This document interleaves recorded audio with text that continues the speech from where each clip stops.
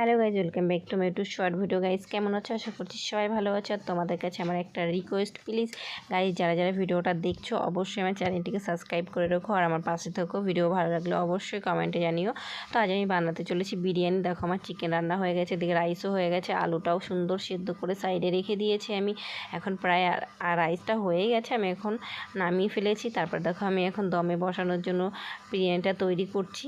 তো যেভাবে বানায় আমিও সেরকম বানিয়েছি। আর সত্যি কথা, ঘরোয়া রান্না, অল্প রান্না খেতে কিন্তু সত্যিই অনেক সুস্বাদু হয়।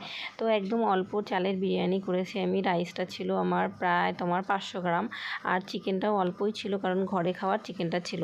মানে বিরিয়ানি খাওয়ার জন্য চিকেনটা কাটা হয়নি, ঘরেই মাংস খাওয়ার জন্য রেখেছিলাম। তো অনেকদিন বিরিয়ানি খাই না বলে আমার মেয়ে বায়না করছিলো, এই জন্য ঘরেই বানিয়ে ফেললাম আর কি। দুজনা খাওয়ার জন্য বানিয়েছি, তবে সব কিছু দিয়েছি মানে বিরিয়ানিতে যা যা লাগে।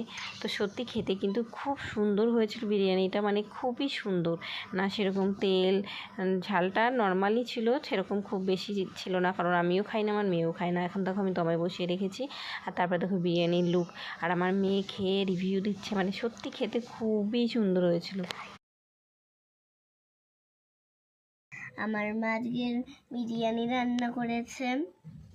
এই যে বিরিয়ানি, এখন আমি খাচ্ছি।